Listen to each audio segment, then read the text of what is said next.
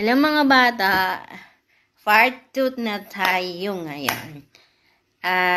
Nasabi ko na kanina in the part 1 kung paano magkakat ng expression word.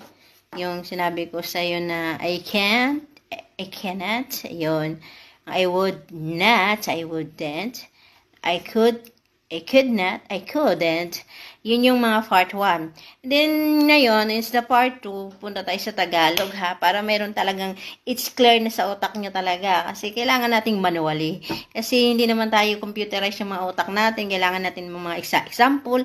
Even though na short, basta't may pointers tayo, mahalaga yan sa utak natin. Para in shortcut way, even though the more explanation na teacher, mayroon ka nang agad mapusok sa utak mo kasi meron ka nang idea pointers ka kasi nanonood ka sa reels ko di ba? Then, ng Tagalog noon, sa sinasabi ko sa English, meron ding para-paraan yan sapagkat, kagaya ng ako ay, sa Tagalog, ako ay, tinanggalan lang ng A, ng o diba? Ako ay, kami ay, kami. Tayo ay, tayoy. O diba?